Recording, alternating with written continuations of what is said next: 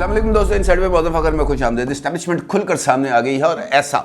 तो 2018 के इलेक्शन में भी नहीं हुआ, क्योंकि वहां पर भी चुप चुपीते काम किया जा रहा था। लेकिन इस मर्तबा एस्टैब्लिशमेंट ना सिर्फ खुल के सामने आई है, बल्कि एक बहुत बड़ा चैलेंज भी इमरान खान साहब के सामने आ गया है। और मौजूदा सियासी सूरत हाल में, जहां पर इस वक्त एक अजीब सा कड़मस मचा हुआ है, इस सिचुएशन के अंदर सूरत हाल को न्यूट्रलाइज करने के लिए अगर एस्टैब्लिशमेंट इस तरीके से सामने आई है, तो फिर सवाल बहुत ही ज़्यादा पैदा हो रहे हैं कि आखिरकार एस्टैब्लिशमेंट को ये फैसला लेने की ज़रूरत क्यों पेश आई। और इसके साथ साथ अगर हम देखें तो मुस्लिम लीग नून की तरफ से भी गुज़िश्ता 24 घंटे के दौरान दो इंपॉर्टेंट सरप्राइजेस सामने आए हैं। और इसका मतलब ये है कि नवाज शरीफ साहब ने इस वक्त की ये जो सियासी चेस बोर्ड बिछा हुआ है, ये जो सियासी शतरंज खेली जा रही है, वहाँ पर दो इंपॉर्टेंट चालें चल दी हैं। और ये चालें यकीनी तौर पर इमरान खान साहब के लिए एक बहुत बड़ा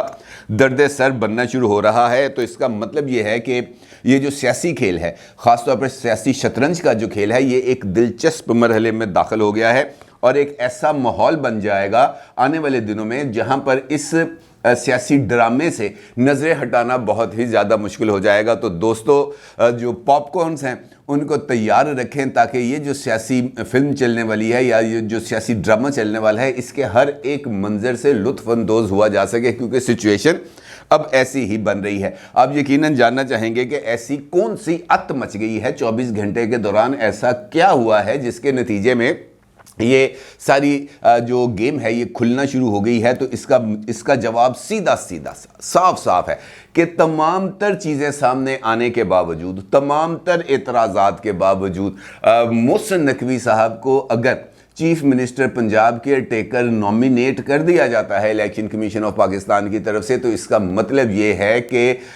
ये जो खेल है, इस खेल के अंदर इस्टेब्लिशमेंट अब सामने आ गई है। इसके अंदर तो कोई दो राय नहीं है, क्योंकि जिस वक्त मोहसिन नकवी साहब का नाम सामने आया था, वो जो दो नाम दिए गए थे मुस्लिम लीग नून की तरफ से, तो उस वक्त से ही ये बात सामने आ गई थी कि जनाब मोहसिन नकवी का नाम इस लिस्ट में काटने के लिए दर्ज नहीं किया गया, बल्कि इस नाम को केयर टेकर चीफ मिनिस्टर बनाने के लिए ही शामिल किया गया है। और ये बात सामने आ गई क्योंकि मोहसिन नकवी साहब ये जो मौजूदा सिचुएशन है, वहाँ पर एक ऐसे पॉलिटिकल प्लेयर के तौर पर सामने आए हैं जिनके हर तरफ बहुत ही ज़्यादा ताल्लुकात हैं। मुस्लिम लीग काफ के अंदर तो उनकी सगी रिश्तेदारी है, चौधरी परवेज़ इलाही साहब के वो रिश्तेदार हैं। इसके साथ साथ आसिफ अली जरदारी साहब के साथ उनका अकीदत, एहतराम और दोस्ती का बहुत ज़बरदस्त किस्म का रिश्ता है। और शहबाज शरीफ साहब के साथ भी उनके बहुत ही ज़्यादा रिलेशंस हैं। लिहाजा इसका मतलब ये है कि वो पावर कॉरिडोर्स और ख़ास तौर पर इस्टेब्लिशमेंट,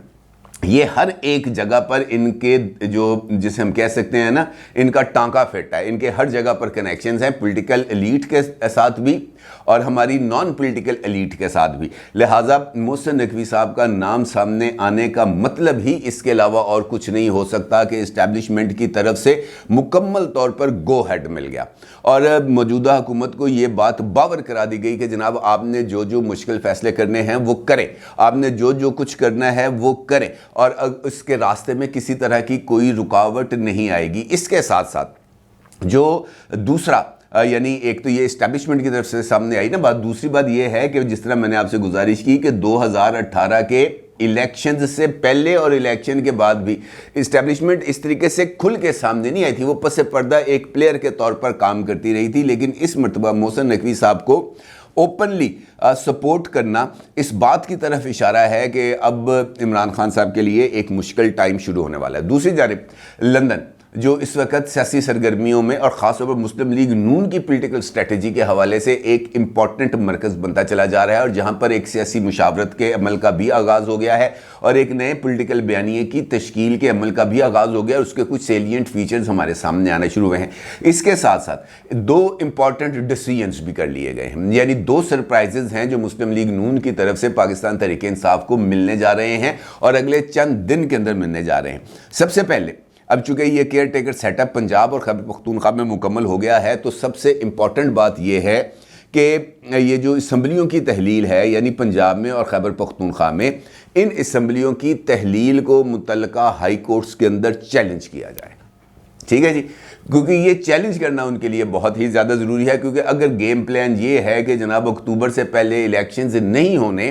तो उसके लिए इस सारे के सारे अमल को मुतनाज़ा बनाना ज़रूरी है, ख़ासतौर पर असम्बलियों की तहलील के हवाले से। और उसके लिए इमरान खान साहब की तरफ से किए जाने वाले ऐलानात सबके सामने हैं, खैबर पख्तूनख्वा की असम्बली की तहलील के हवाले से भी और पंजाब असम्बली की तहलील के हवाले से भी। और इमरान खान साहब ना इस वक्त पंजाब असम्बली के मेंबर हैं, ना ही खैबर पख्तूनख्वा असम्बली के मेंबर हैं, लिहाजा जो एक आइनी जवाज़ है वो उसके लिए तलाश करना बहुत ही ज़्यादा ज़रूरी है कि जनाब ये किस आइनी जवाज़ के तहत इमरान खान साहब की ख्वाहिश के ऊपर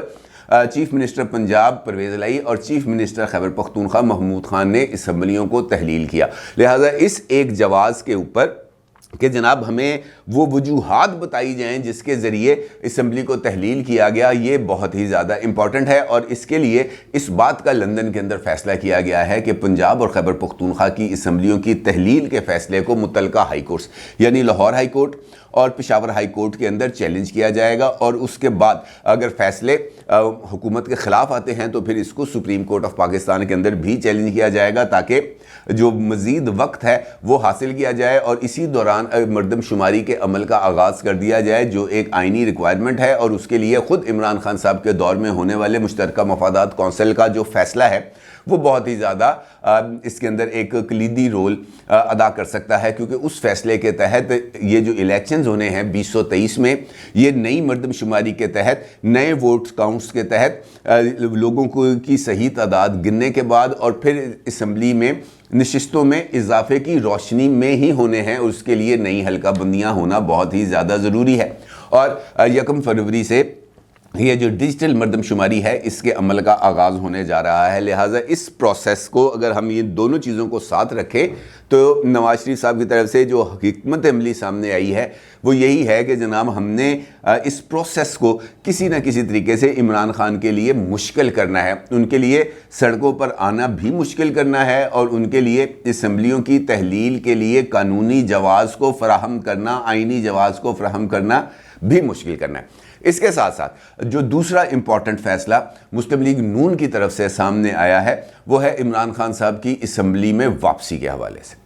ये भी बहुत ही एक इम्पॉर्टेंट सिचुएशन है, क्योंकि जिस वक्त मैं ये वीडियो रिकॉर्ड कर रहा हूँ उस वक्त तकरीबन पूरे पाकिस्तान के अंदर बिजली का एक खौफनाक किस्म का एक ब्रेक डाउन आया हुआ है। और ये जो ब्रेक डाउन है इसके हवाले से ये बात कही जा रही है कि जनाब ये ब्रेक डाउन मोहसिन नकवी साहब की अपॉइंटमेंट को और उसके ऊपर जो अवामी रद्दअमल है इसको महदूद करने के लिए शुरू किया जा रहा है, क्योंकि इमरान खान साहब की तरफ से कल मोहसिन नकवी साहब की अपॉइंटमेंट के बाद जो बयान सामने आया था उसके अंदर इमरान खान साहब ने मोहसिन नकवी साहब की अपॉइंटमेंट पर जो एहतजाजी तहरीक है उसको चलाने का ऐलान किया था और उन्होंने कहा था कि जनाब इस हवाले से मुकम्मल तौर पर एहतजाज किया जाएगा और इस एहतजाज को हम बदल देंगे हकीकी आज़ादी के साथ और गैर मुल्की साजिश के साथ। और इस बात के इज़हार फवाद चौधरी साहब ने भी किया और इमरान खान साहब ने किया। इसका मतलब ये है कि इमरान खान साहब मोहसिन नकवी साहब की अपॉइंटमेंट के मामले को मुतनाज़ा या उसको चैलेंज करने जा रहे हैं सुप्रीम कोर्ट ऑफ पाकिस्तान में भी, और इसके साथ साथ जो सड़कें हैं उसके ऊपर भी मोहसिन नकवी साहब के लिए कुछ ना कुछ प्रॉब्लम्स क्रिएट की जाएंगी। और चौधरी परवेज़ इलाही साहब की तरफ से जो एक ट्वीट सामने आया है उसमें भी इसी बात का इशारा दिया गया है कि मोहसिन नकवी साहब की अपॉइंटमेंट को सुप्रीम कोर्ट ऑफ पाकिस्तान में चैलेंज किया जाएगा और वहाँ पर यह नुक्ता उठाया जाएगा कि मोहसिन नकवी मेरे करीबी रिश्तेदार हैं और उनको इस ओहदे पर रखना कॉन्फ्लिक्ट ऑफ इंटरेस्ट के ज़िम्मे में आता है, लिहाजा मोहसिन नकवी साहब की अपॉइंटमेंट को काला दम करार दिया जाए। ये चौधरी परवेज़ इलाही साहब ने ट्वीट किया। इसका मतलब ये है कि एक जानिब ये चीज़ें डेवलप हो रही हैं, दूसरी जानिब इस्टेब्लिशमेंट सामने आ गई है, तीसरी जानिब नवाज शरीफ साहब ने जो अपने सियासी पत्ते हैं उनको खेलना शुरू किया है। और इसी दौरान पाकिस्तान तहरीक इंसाफ की तरफ से जो उनके बाकी मानदा अरकान कौमी असम्बली हैं यानी 44 अरकान कौमी असम्बली, उनके इस्तीफ़ों को वापस लेने का फ़ैसला किया गया है और अरकान असम्बली से ये कहा गया है कि जनाब वो अपने इस्तीफ़ों की वापसी के लिए स्पीकर ऑफिस से रब्ता करें और उनको तहरीरी तौर पर इस बात से आगाह किया जाए कि जनाब ये इस्तीफ़े हमने दबाव के तहत दिए थे, ये हमारी फ्री विल नहीं थी और हम ये इस्तीफ़े वापस लेने का ऐलान करते हैं। अब ये इस चीज़ का ताल्लुक आके जुड़ता है बिजली के ब्रेक डाउन के साथ, क्योंकि आज अरकान असम्बली जब स्पीकर ऑफिस के साथ रब्ता करने गए तो वहाँ पर उनको इस बात का इल्म हुआ कि जनाब नेशनल असम्बली के अंदर कोई शॉर्ट सर्किट हो गया। ठीक है जी। और शॉर्ट सर्किट होने की वजह से नेशनल असेंबली को भी बंद कर दिया गया है, सेनेट को भी बंद कर दिया गया है, और आज जहां जहां पर जो स्टैंडिंग कमेटीज के इजलास होने थे उन इजलासों को भी मौखर कर दिया गया है। यानी उनको जो पीटीआई के अरकान असेंबली हैं उनसे जो असेंबली सेक्रेटेरिएट का अमला है उनके साथ राब्तों को मुकम्मल तौर पर ख़त्म कर दिया गया, और वो अरकान असेंबली जो नेशनल असेंबली के बाहर पहुंच गए थे स्पीकर साहब के साथ या स्पीकर ऑफिस को अपनी दरखास्तें देने के लिए, उन्हें नाकामी का मुंह देखना पड़ा और वो वापस आ गए। इसका मतलब ये है कि हुकूमत की तरफ से ये पैगाम दिया गया है पीटीआई के ये जो 44 अरकान कौमी असम्बली हैं कि जनाब ताड़े इस्तीफे असी मंजूर नहीं करने, और आपको इस चक्कर के अंदर ऐसा घुमाना है कि आपको इस बात की समझ नहीं आएगी। और फिर उसके बाद ये जो 44 अरकान असम्बली हैं इनकी तरफ से स्पीकर नेशनल असेंबली को एक ईमेल कर दी जाती है और उनसे ये कहा जाता है कि जनाब ये जो इस्तीफे हमने आपको दिए हैं हम ये इस्तीफे वापस ले रहे हैं, और इस ईमेल को हमारी तरफ से एक रेफरेंस रिकॉर्ड के तौर पर इस्तेमाल किया जाए। अब यहाँ पर सिचुएशन ये है कि ईमेल्स को किसी भी सूरत जो रेफरेंस रिकॉर्ड है उसके लिए इस्तेमाल नहीं किया जा सकता, और चूँकि खुद असेंबली सेक्रेटेरिएट की तरफ से ये बात सामने आ चुकी है कि जनाब असेंबली में शॉर्ट सर्किट होकर असेंबली को बंद कर दिया गया, तो इसका मतलब ये है कि स्पीकर नेशनल असेंबली यानी राजा परवेज़ अशरफ साहब इस वक्त इस पोजीशन में नहीं है कि वो नेशनल असेंबली में जाएं, अपने कंप्यूटर को ऑन करें और कंप्यूटर को ऑन करने के बाद अपनी ईमेल्स को चेक करें और वहाँ पर जो आई हुई पाकिस्तान तहरीक इंसाफ के अरकान कौमी असम्बली की जो ईमेल है उसको देखें और उस ईमेल को सीन एंड अप्रूव्ड करके अपने जो अमला है उसके हवाले कर दें। तो इसका मतलब ये है कि स्पीकर साहब के कंप्यूटर में लगता है कोई ऐसा वायरस आ गया है जो अब पीटीआई की तरफ से अरकान कौमी असम्बली जो 44 हैं उनके इस्तीफ़ों को मंजूर करने की रास्ते में वो जो वायरस है यानी वो जो शॉर्ट सर्किट है वो एक रुकावट बन गया है। इसका मतलब ये है कि इमरान खान साहब की नेशनल असेंबली की वापसी की जो ख्वाहिश है अब उसके अंदर भी रोड़े अटकाए जाएंगे और इस अमल को भी या तो ताखीरी हरबों के तौर पर इस्तेमाल किया जाएगा या इसी दौरान स्पीकर साहब की तरफ से मज़ीद इस्तीफ़ों की मंजूरी का ऐलान कर दिया जाएगा और फिर पीटीआई के अरकान असेंबली से कहा जाएगा जाओ अदालत और अदालत में जाकर फैसला लेके आओ कि जनाब हमारे इस्तीफ़े मंजूर हुए हैं या नहीं हुए। अगर इस्तीफ़े को मंजूरी के अमल को स्पीकर साहब की तरफ से जो किए गए हैं उसको कालादम करार दे दिया जाता है, उनसे कहेंगे जनाब आओ आके बैठो और अपना काम करो। लेकिन अगर सुप्रीम कोर्ट ऑफ पाकिस्तान की तरफ से ये फैसला आ जाता है कि नहीं जनाब आपके इस्तीफ़े मंजूर हैं, अब आपको वापस जाना पड़ेगा हलकों के अंदर और वहाँ पर जाकर इलेक्शन लड़ना पड़ेगा, तो फिर एक नई सिचुएशन डेवलप हो जाएगी। यानी इमरान खान साहब के लिए हर एक जगह पर कुछ ना कुछ हर्डल्स को क्रिएट किया जा रहा है। इसका मतलब ये है कि अब इमरान खान साहब के साथ खुली जंग होगी, हुकूमत की भी खुली जंग होगी, इस्टेब्लिशमेंट की भी खुली जंग होगी और जो बाकी जो फोरम्स है उन हर एक फोरम के ऊपर अब इमरान खान साहब को चैलेंज किया जाएगा और अब इमरान खान साहब के लिए ये जो सियासी सफ़र है इसको मज़ीद कठिन बनाया जाएगा। अब अगर इमरान खान साहब सड़कों पर आने का फ़ैसला करते हैं और यहाँ पर एक केयर टेकर सेटअप मौजूद है और वो केयर टेकर सेटअप अब इमरान खान साहब के मुताबिक एक मुतनाज़ा सेटअप मौजूद है, तो फिर इसका मतलब ये है कि इमरान खान साहब को इस सारे प्रोसेस के अंदर किसी भी जगह से वो सपोर्ट नहीं मिलनी जिस सपोर्ट के बारे में इमरान खान साहब तगोदौ करते फिर रहे हैं, कभी इस्टेब्लिशमेंट के ज़रिए कभी किसी के ज़रिए, क्योंकि अब इस्टेब्लिशमेंट भी नंगी चिट्टी होकर सामने आ गई है। मोहसिन नकवी साहब के अपॉइंट करवाने के बाद उनकी नॉमिनेशन होने के बाद ये एक वाज़ेह पैगाम है इमरान खान साहब के लिए